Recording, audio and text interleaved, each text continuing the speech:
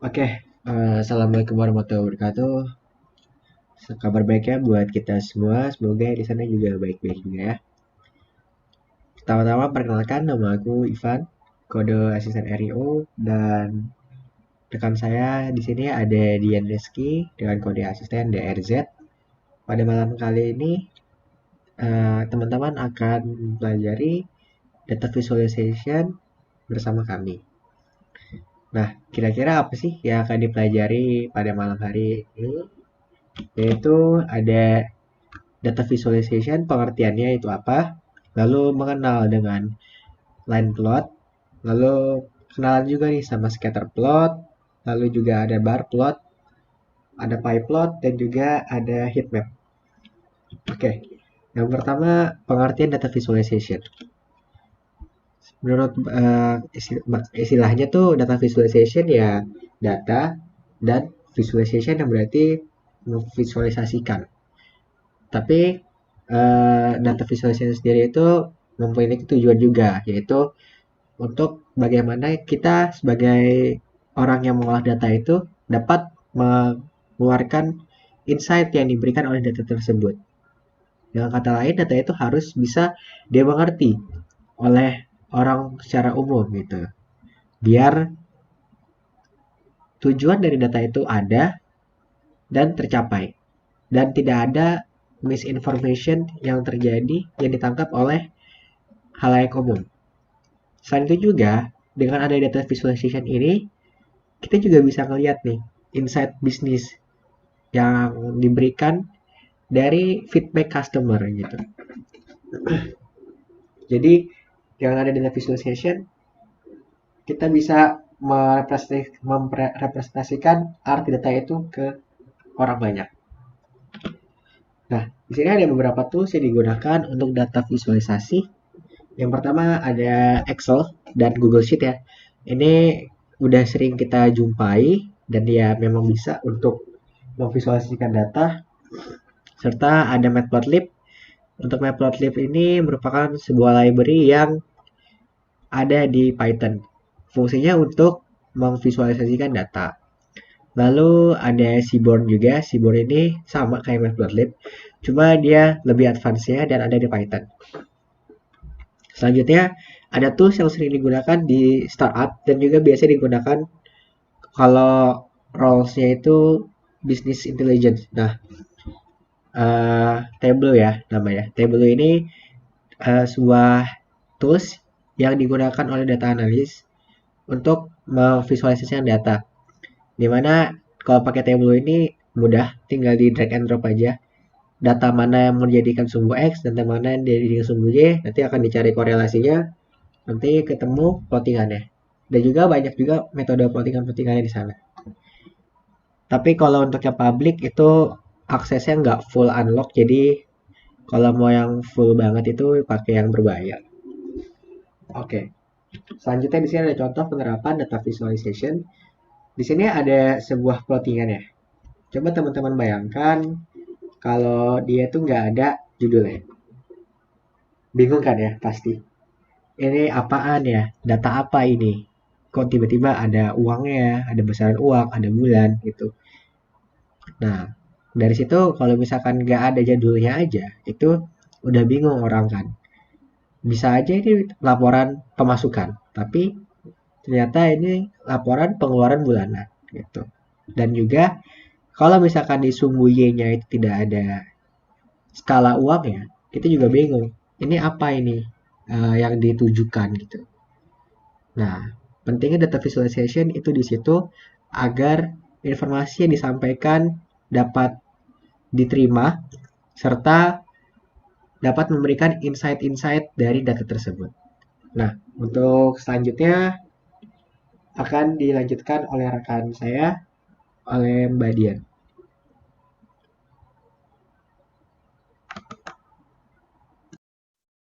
Oke, jadi di sini kita akan membahas beberapa macam data visualisasi. Nah, pertama di sini ada data visualisasi menggunakan line plot. Jadi line plot itu apa sih? Nah, jadi line plot adalah salah satu jenis visualisasi data yang banyak digunakan dan merupakan jenis plot dasar dalam visualisasi data. Nah, jenis plot ini menampilkan informasi berupa rangkaian titik data yang terhubung dengan segmen garis lurus. Nah, kita bisa lihat contohnya di sebelah kanan ini adalah implementasi dari data visualisasi menggunakan line plot. Nah, line plot juga dapat digunakan pada dataset yang memiliki nilai kontinu atau untuk melihat pergerakan data dari waktu ke waktu. Kemudian di sini ada contoh dari line plot. Nah, contoh dari data yang bisa digambarkan dalam diagram garis seperti kayak perkembangan jumlah penduduk selama 10 tahun terakhir, pertumbuhan ekonomi Indonesia dari tahun 2000 sampai 2019, dan masih banyak lagi. Nah, dalam proses penggambaran diagram garis diperlukan sumbu mendatar atau X dan sumbu tegak atau Y. Nah, masing-masing sumbu ini memiliki fungsinya masing-masing. Nah, sumbu X itu fungsinya untuk menunjukkan interval waktu, sedangkan sumbu Y itu menunjukkan kuantitas atau nilai dari data tersebut, seperti total penjualan, atau biaya yang dikeluarkan, jumlah pendapatan, dan masih banyak lagi. Nah, di sini ada contoh data yang akan kita ubah ke dalam diagram garis atau line plot. Nah, di sini merupakan data dari sebuah toko sepeda penjualan tahun 2019. Jadi setiap bulannya, misalnya di sini ada bulan Januari dengan jumlahnya penjualannya 150. Nah, dan seterusnya ada Februari, Maret. Nah, kemudian dari data tersebut dapat kita lihat nih trennya. Penjualan sepeda pada toko cenderung naik pada tahun 2019. Jadi dia kan dari 150 ke 130, kemudian 180 dan seterusnya menaik hingga paling tinggi berada di Desember dengan penjualannya yaitu 350.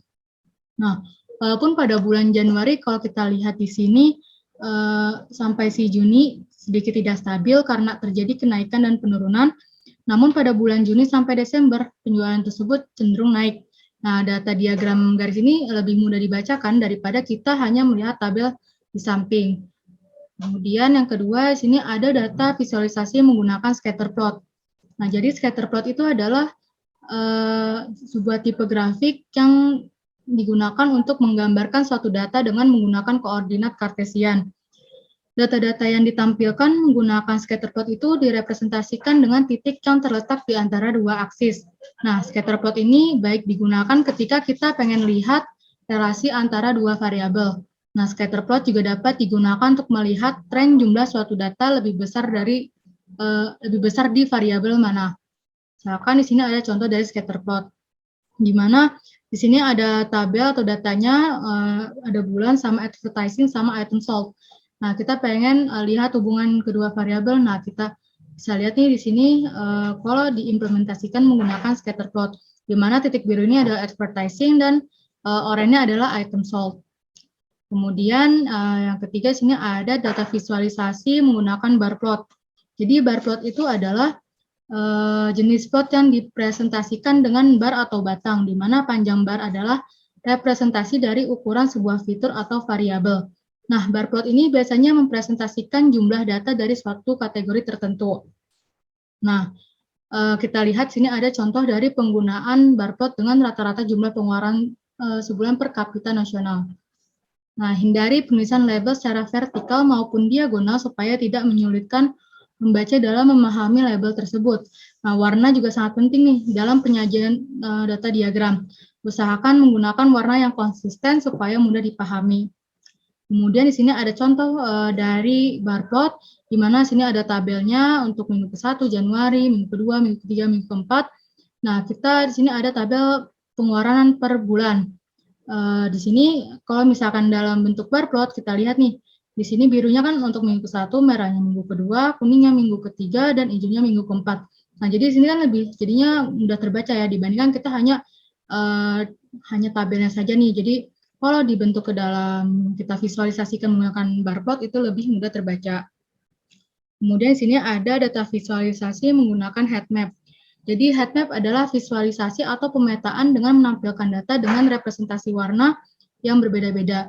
Nah, biasanya ini semakin tinggi angka suatu kelompok data, warnanya tuh akan semakin gelap. Meskipun dapat bermanfaat di berbagai bidang seperti statistika, geografi, dan lain-lain, saat ini heat map banyak digunakan untuk melacak aktivitas pengguna sebuah situs. Nah, kemudian di sini ada contoh dari heat map. Di sini ada average monthly temperature at Central Park, New York.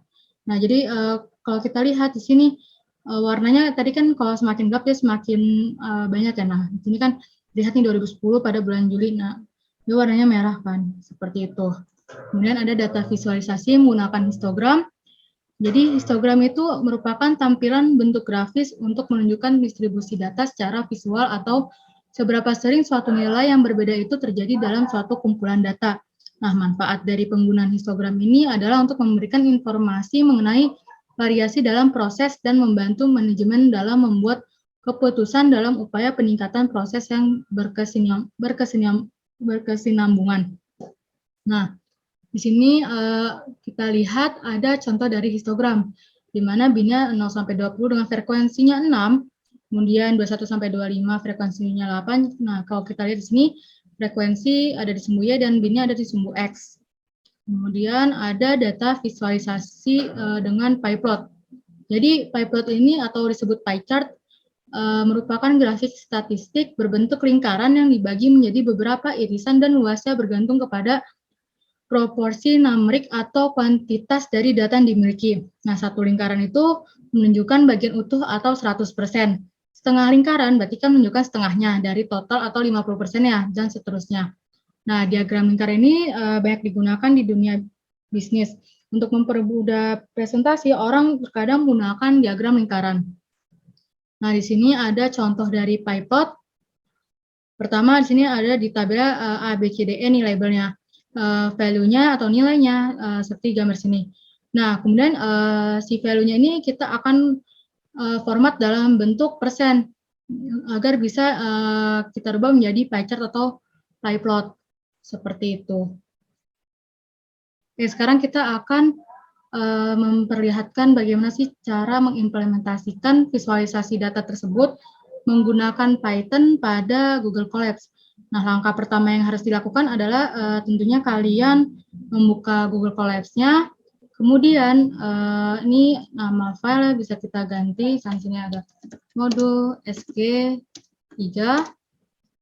Kemudian kita akan memberikan judul nih, biar mempermudah atau memperapi codingan yang akan kita buat. Misalkan di sini kita beri judul import library dan install library. Nah, setelah itu, jadi pada modul ini kita akan menggunakan library Pandas, Matplotlib, kemudian Seaborn, sama sklearn. Nah, jadi pertama untuk langkah penginstalan library tersebut, jika kalian menggunakan lokal seperti misalkan Jupyter Notebook ataupun VS Code, kalian bisa install library tersebut dengan pertama membuka CMD, kemudian mengetikkan perintah berikut. Untuk menginstal library Pandas, kalian bisa menuliskan pip install Pandas. Ini untuk library Pandas. Kemudian pip install Matplotlib. Ini untuk library Matplotlib. Kemudian pip install Seaborn. Ini untuk library Seaborn. Kemudian pip install sklearn. Ini untuk library sklearn. Kemudian kalau misalkan sudah bagian sininya kalian jadi mengetikkan satu persatu nih komen ini ke CMD-nya. Nah, kemudian karena kita Google Colabs itu library-nya sudah diinstal, jadi kita tidak perlu menginstal lagi. Nah, sini saya akan menjelaskan sedikit mengenai library yang akan digunakan. Nah, pertama di sini ada library Pandas. Nah, jadi library Pandas itu apa sih?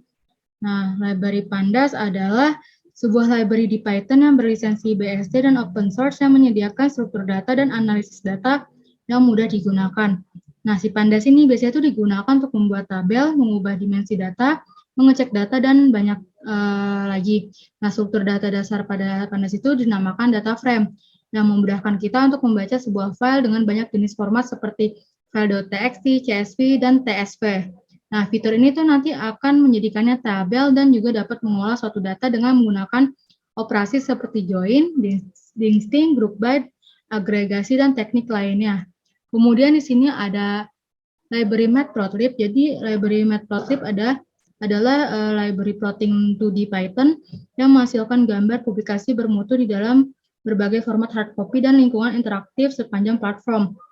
Nah, matplotlib ini jadinya kayak mencoba untuk membuat hal mudah menjadi lebih jadi mudah kita untuk menggambarkan sebuah grafik, membantu dalam membuat suatu grafik. Kemudian di sini ada library Seaborn. Nah, library Seaborn itu merupakan pustaka visualisasi data pada lingkungan Python yang bersifat open source yang berlisensi BSD dan dibangun di atas pustaka Matplotlib. Nah, Seaborn itu nantinya akan mempermudah kita sebagai analisis data untuk memproduksi visualisasi yang indah tanpa konstumisasi rumit seperti yang kita hadapi pada Matplotlib. Kemudian di sini ada sklearn. Jadi sklearn adalah library berbasis Python untuk membangun model pembelajaran mesin. Nah, ia tuh menyediakan banyak algoritma pelajaran untuk regresi, pengelompokan, dan klasifikasi. Nah, pada kali ini sklearn ini nanti akan digunakan untuk mengimport dataset yang sudah tersedia di sklearn. Nah, karena tadi Google Colab kan sudah library yang akan kita butuhkan tuh sudah terinstall, jadi kita bisa komen bagian sininya. Oke, kalau sudah kita run. Nah, setelah itu kita akan import library-nya nih. Pertama, di sini import. Kita akan mengimport pandas.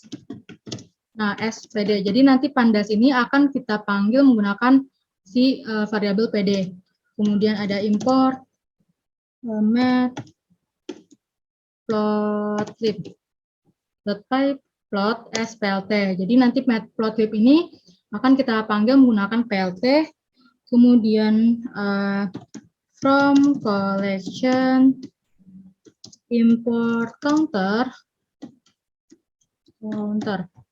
Nah, jadi nanti library ini tuh akan membantu kita ketika menghitung banyak data atau jumlah data pada dataset yang akan digunakan ketika kita nanti akan memvisualisasikan data menggunakan dataset. Kemudian ada import Seaborn as SNS. Kemudian untuk datasetnya kita bisa from sklearn import datasets. Nah, kalau sudah kita run, nah kita sekarang akan buat dulu nih visualisasi data menggunakan data list. Nah, jadi sini kita akan coba bagaimana cara memvisualisasikan data menggunakan data list. Jadi datanya dalam bentuk list, jadi belum dataset. Oke, kita pertama di sini kita akan mencoba membuat tadi visualisasi data menggunakan histogram. Misalkan di sini kita punya datanya adalah sebagai berikut. X sama dengan 2, 4, 6, 5, 42, dan seterusnya. Kemudian di sini kita buat numbins, variabel numbins sama dengan 6. Kemudian plt.hist dalam kurung x, numbins, face color sama dengan, misalkan sini mau blue. Kemudian jangan lupa plt.ini lupa ditutup, blue, tutup. Kemudian plt.show. Nah, kalau sudah kita run, nah keluar nih gambar dari grafik histogramnya. Jadi untuk penjelasan dari codingan tersebut adalah sebagai berikut. Pertama, di sini misalkan kita punya data listnya itu X sama dengan 2, 4, 6, 5, 4, 2, 5, 3, dan seterusnya. Kemudian, variabel numbers itu kita gunakan untuk membuat rentang dari datanya. Jadi si numbers ini tuh nanti digunakan untuk mengelompokkan angka dalam bentuk rentang tertentunya. Kemudian di sini ada plt.hist itu digunakan untuk membuat grafik histogram, di mana sininya untuk sumbu X-nya, terus ini rentangnya, terus habis ini face color sama dengan blue itu buat memberikan warna si grafiknya. Kemudian jangan lupa plt show untuk menampilkan si grafiknya. Kemudian kalau sudah, kita akan mencoba untuk membuat scatter plot. Nah, sini misalkan kita punya data nih sebagai berikut. X sama dengan 2, 4, 6, 8, 10, 12, 14, dan seterusnya.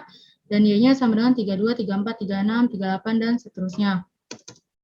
Kemudian, untuk scatter plot, mudah nih, tinggal kita panggil nih, plt.scatter dalam kurung X, Y. Jangan lupa untuk plt.show. Kita run. Oke, nah, jadi kan sudah terlihat nih, X sama Y ini kan tadi data list ya. Nah, misalkan sini kita punya data list di mana X-nya 2, 4, 6, 8, 10, dan seterusnya. Terus di Y-nya itu 32, 34, 36, 38, 40, dan seterusnya. Untuk menggambarkan si scatter plot, yaitu hubungan antara variabel X sama Y, kita tinggal panggil plt.scatter dalam kurung apa nih variabel yang akan kita lihat. Di sini kan X sama Y ya, berarti X, Y. Nah, jangan lupa plt show untuk menampilkan si grafiknya. Kemudian yang ketiga, kita akan coba membuat line plot. Misalkan di sini kita punya data sebagai berikut. Gaji sama dengan 180, 200, 250, 700, di mana tahunnya 2005, 2010, 15, sama 2020. Nah, habis itu kita tinggal plt.plot gaji, tahun, color, sama dengan misalkan sini red. Kemudian kita akan memberikan labelnya nih, label untuk sumbu X. Berarti tinggal kita panggil plt.x label.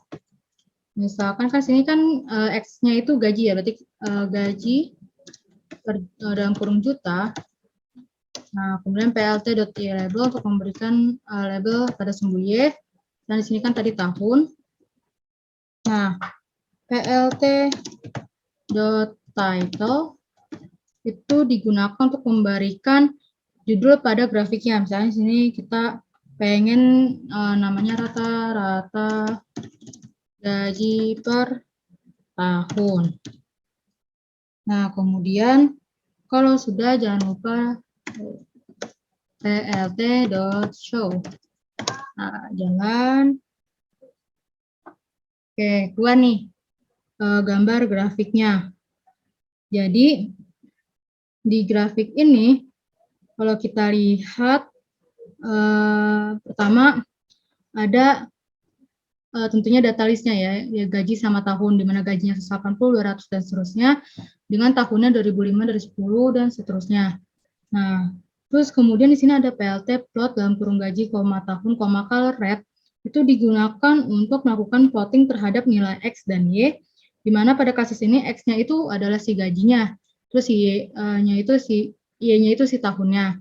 Terus habis itu color sama dengan red kita gunakan buat memberikan warna pada grafiknya. Sini kita mau warnain merah nih. Nah, kemudian plt.x label ini digunakan untuk memberikan label pada sumbu X. Sini kita mau ngasih gaji dalam kurung juta. Nah, kita lihat di grafiknya ada kan nih label untuk sumbu X itu gaji dalam kurung juta. Terus plt.y label itu buat memberikan label pada sumbu Y. Nah, kemudian plt.title digunakan untuk memberikan istilahnya judul pada grafiknya. Kan sini rata-rata gaji per tahun. Nah, tadi plt.show sama kayak sebelumnya untuk menampilkan gambar dari si grafiknya. Kemudian kita akan coba dengan sekarang bar plot. Misalnya kita punya nih data sebagai berikut: mata kuliah matematika, ada misalkan sini kita punya data mata kuliah sama dengan DSD, Fisika, Kalkulus, Alpro, dan PWO, di mana jumlah mahasiswanya 30, 40, 50, 35, 45. Di DSD 30, Fisika 40, Kalkulus 50, Alpro 35, dan PBO 45. Nah, kalau sudah, kita akan buat si barcode dengan panggil plt.figure sama fixed size. Bahkan sini 12,7. Nah, jadi nanti PLT figure fixed size ini digunakan untuk merubah ukuran dari gambar grafiknya. Nah, ini kan kalau grafik normal seperti yang di atas ini nih, yang grafik gaji. Nah, nanti kalau tambahin fixed size, nanti dia tuh kalau kita atur kayak gini, nanti gambarnya akan lebih besar. Nah, kemudian saya sama dengan. Kemudian kalau sudah, kita mau buat kan tadi bar plot ya, kita tinggal panggil nih fungsinya plt.bar dalam kurung mata kuliah, koma jumlah MHS, koma color, misalkan pengen warna biru terang nih, light blue. Nah, kalau sudah, kita misalnya mau ngasih judulnya plt.xlabel, judul buat sumbu X-nya xlabel. Ini adalah mata kuliah.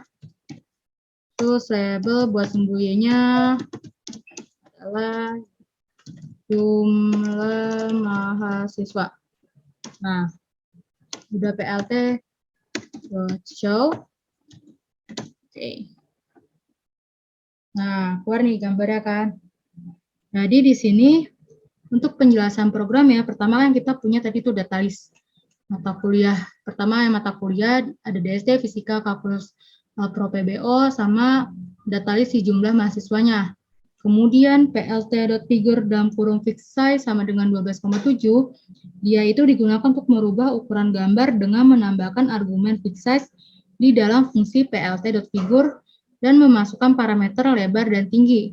Nah, satuan untuk parameter tersebut adalah dalam bentuk inci. Nah, kalau misalnya kita lihat nih, kan gambar aslinya seperti ini nih ukurannya. Nah, kalau kita tambahin si 12,7, dia lebih besar tuh. Nah, seperti ini. Kemudian plt.bar ini digunakan untuk membuat fungsi grafik dengan barcode di mana sumbu X-nya yaitu adalah mata kuliah, ini X-nya, nah ini sumbu Y-nya jumlah mahasiswa. Nah, color light blue itu buat ngasih warna si grafiknya nih sini. Kan kita pengen light blue ya. Nah, kita bisa definisikan dengan light blue. Nah, ini bisa diganti ke red, green, atau sebagainya. Nah, habis itu tadi plt.xlabel ini digunakan untuk memberikan label pada sumbu X. Kemudian plt.ylabel digunakan untuk memberikan label pada sumbu Y. Kalau sudah, jangan lupa untuk memanggil plt.show untuk menampilkan si grafiknya. Oke, yang terakhir menggunakan data list, yaitu kita coba untuk membuat si pie chart. Misal kita punya datanya sebagai berikut. Mata kuliah ada matematika, fisika, kimia, komputer, sama bahasa, dan nilainya si matematika 80, fisikanya 90, kimianya 65, komputernya 9, sama bahasanya adalah 82. Nah, kalau sudah, kita akan definisikan AX sama dengan pic.add axis dalam kurung 0,0,1,1. Kemudian ax.axis equal, kemudian ax.py. Nah, ini buat membuat si pie chartnya. Jadi ax.py dalam kurung nilai, koma. Labelsnya adalah sama dengan mata kuliah, koma. Auto PCT sama dengan persen 1.2F persen nah, tutup kurung. Terus kita plt.show.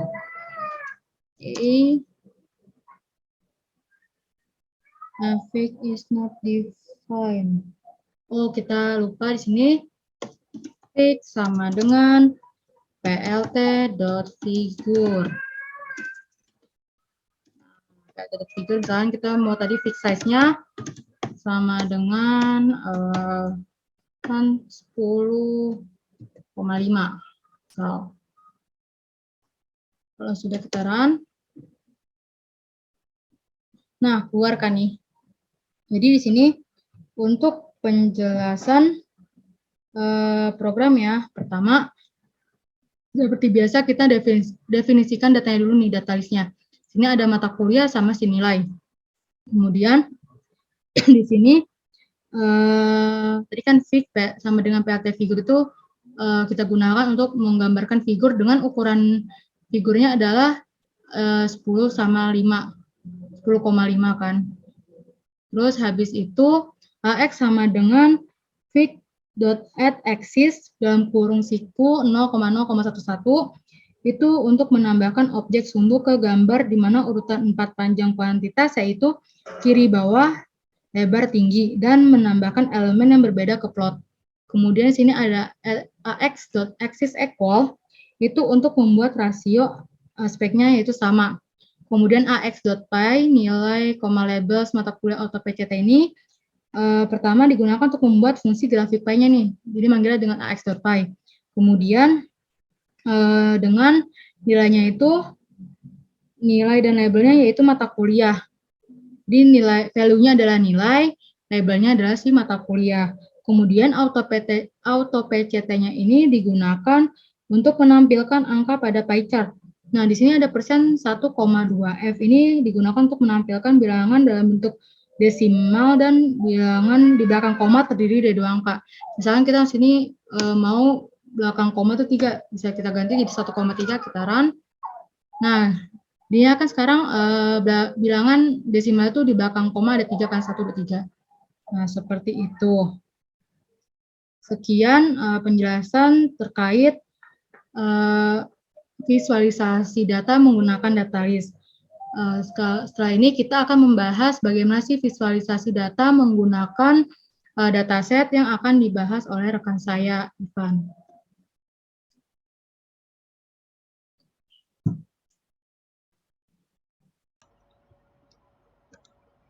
Oke, selanjutnya kita coba bikin visualisasi data untuk bar plot dan heatmap ya. Pertama, tentu kita butuh library-nya.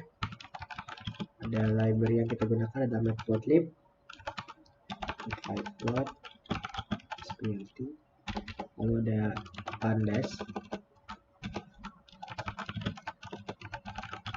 spd, habis itu kita pakai counter collection import counter,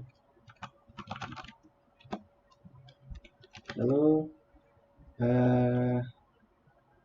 from scalar kita butuh dataset. Oke. Nah, kita run, udah semua kita masukkan. Nah, sekarang jangan lupa kita upload dulu juga data yang kita mau pakai. Kita pakai yang VGSL dulu.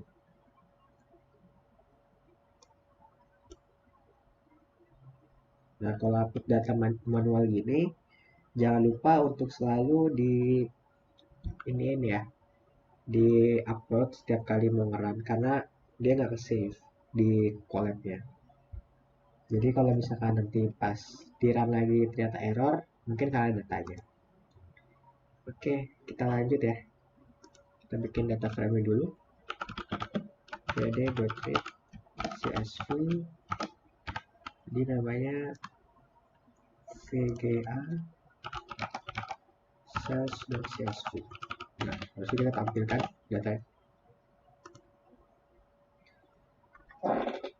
Oke, no such VGAC. Oh, VG sales, sorry, typo. VG sales.csv. Nah, ini udah tampil ya datanya. Di sini ada beberapa kolom data yang bisa kita gunakan. Lalu selanjutnya kita akan mencari nih, apakah di data ini ada yang null atau enggak. Dengan cara kita code kayak gini, null.sum. Nah, ternyata masih ada yang null ya. Oke. Yang kita akan gunakan tuh sebenarnya nanti genre-nya. Jadi sebenarnya mau di drop boleh, nggak di drop boleh, tapi biar cantik aja datanya kita akan drop ya. Kita akan drop. Nah, oke. Nah, kita coba cek lagi apakah dia masih ada dulu atau enggak. Oke, udah nggak ada yang dulu ya. Nah, selanjutnya kita akan membuat sebuah variabel bernama target genre. Fungsinya untuk apa? Kalau teman-teman perhatiin di sini kita mau menggunakan genre dan sales ya. Nah, di sales ini ada beberapa banyak kolom. Kan nggak mungkin kita tambahin satu-satu ya, capek. Nah, oleh karena itu kita gunakan counternya supaya total dari misalkan genre sportnya itu berapa. Nah, nanti di situ akan udah langsung ke akumulasi.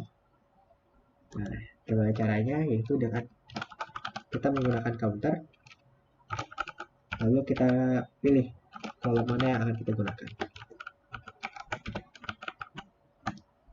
Kalau udah, kita langsung bikin plottingan ya. Pertama kita bikin dulu kanvasnya, plt.figure, fix size-nya berapa ya? Misalkan 17,8. Lalu kita pilih plotnya. Plotnya kita pakai bar ya. Nah, di sini di plot bar ini kita akan pakai untuk di sumbu X dan sumbu Y. Yang pertama itu ada sumbu X-nya dulu. Nah, selanjutnya yang ini untuk di sumbu Y-nya.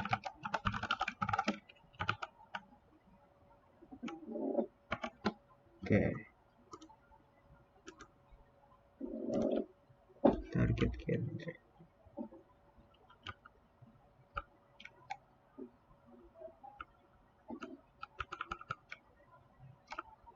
Oh, ini error. Nah, typo. Nah, selanjutnya kita kasih judul ya. Plottingan kita dengan cara seperti ini. Perbandingan genre penjualan video games.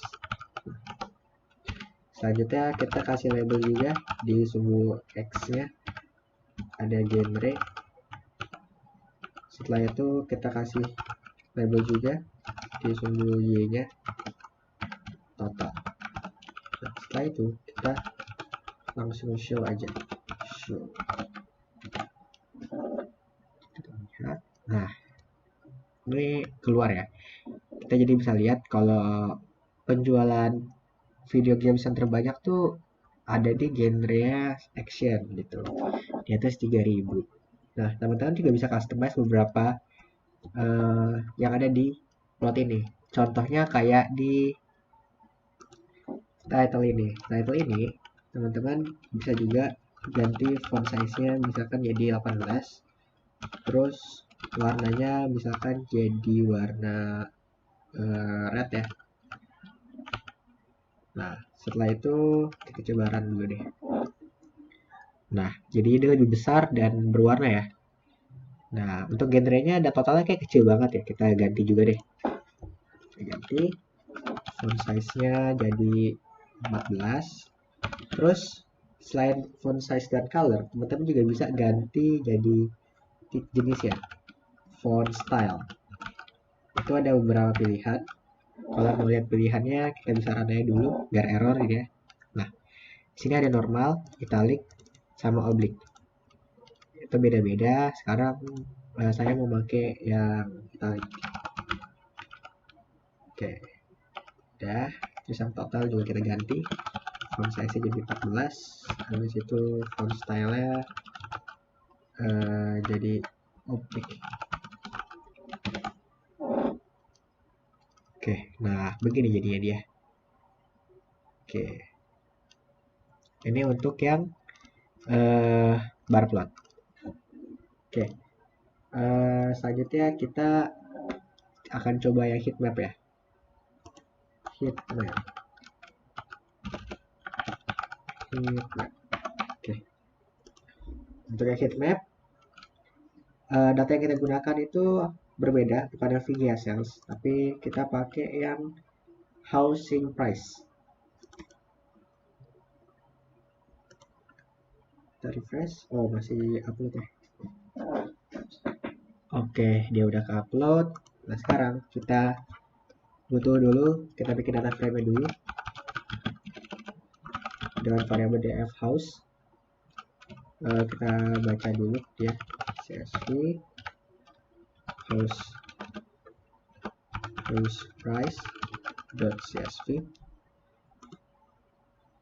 Ya. Setelah itu kita lihat datanya.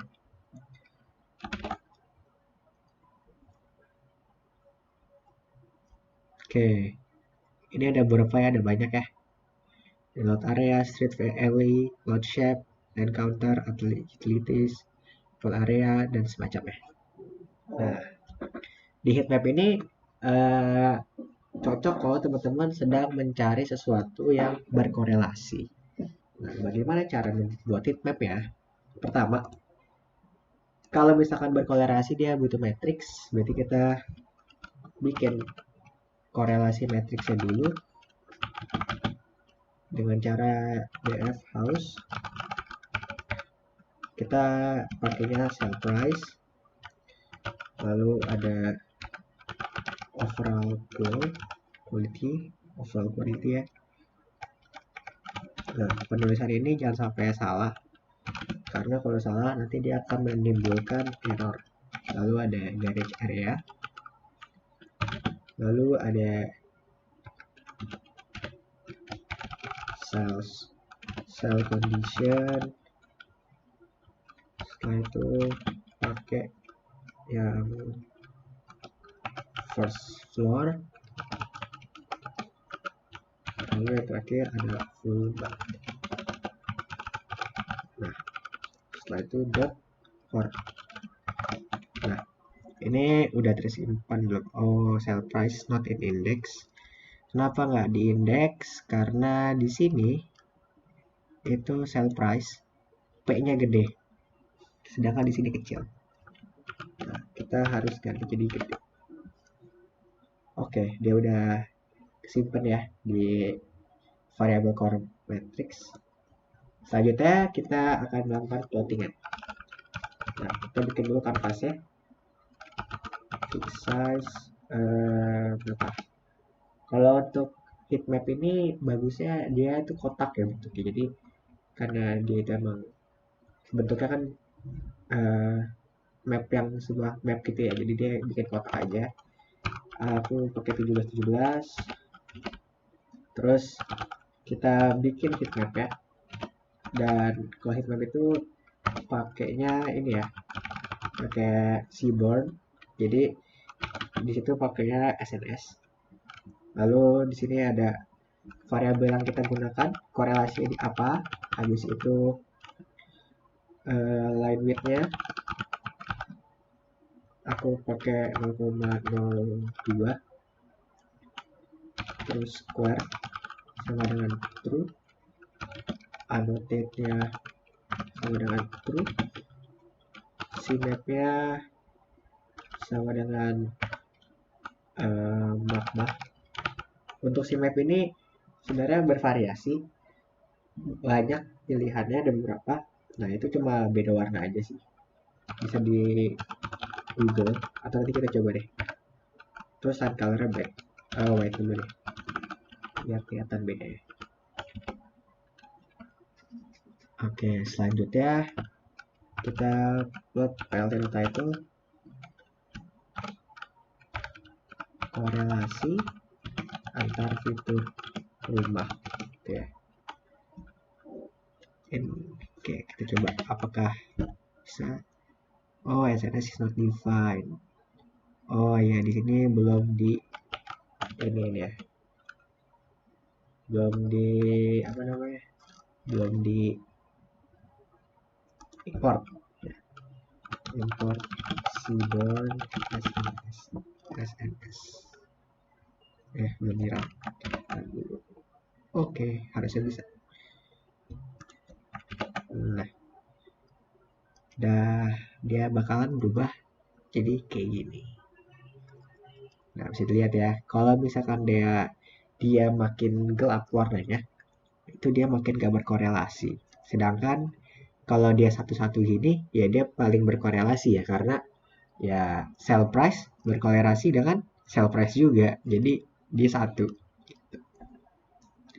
Nah, contohnya yang uh, dan yang berkorelasi juga antar dua variabel itu sell price sama overall quality. Jadi kalau misalnya sell price-nya dia tinggi ya, berarti kan seharusnya overall quality pun juga bagus.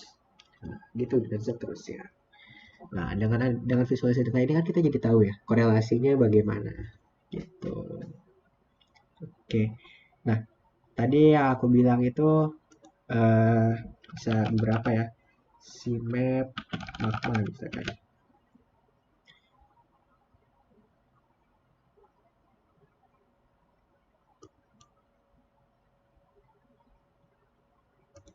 Oke, kita lihat ya.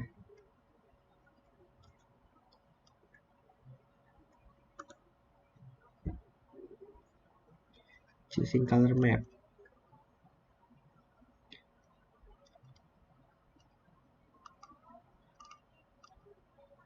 Nah, ini dia pewarnaannya.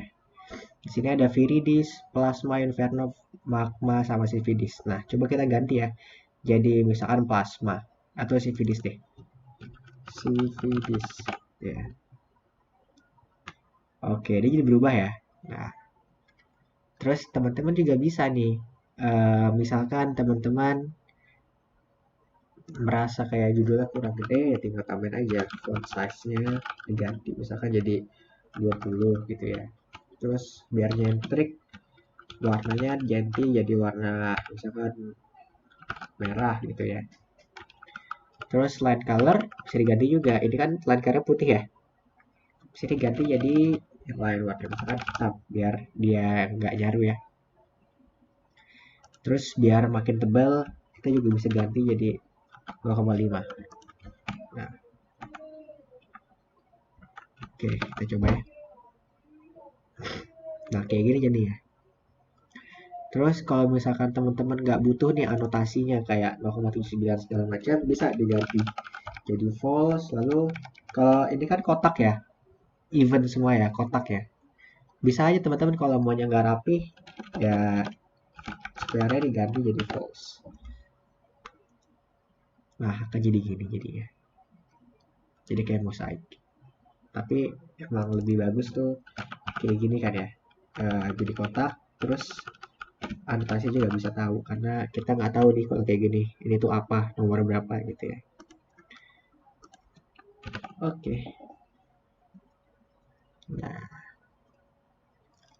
terus kalau misalkan teman-teman annoying sama teks yang ini bisa dihilangin aja, dikasih semikolon di situ.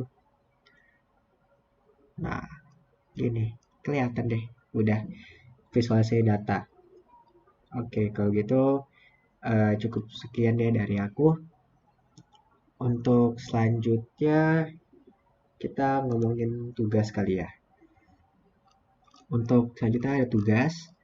Untuk tugasnya, teman-teman diminta untuk download dulu dataset dari link berikut ini. Setelah itu bikin grafik line plot, histogram, bar, scatter plot, sama pie plot dan heat map. Nah, oke. Kalau gitu, kalau jika ada pertanyaan, jangan suka-suka untuk bertanya di grup. Terima kasih atas perhatiannya. Assalamualaikum warahmatullahi wabarakatuh. Sehat semua. Dan sampai bertemu lagi di SG minggu depan.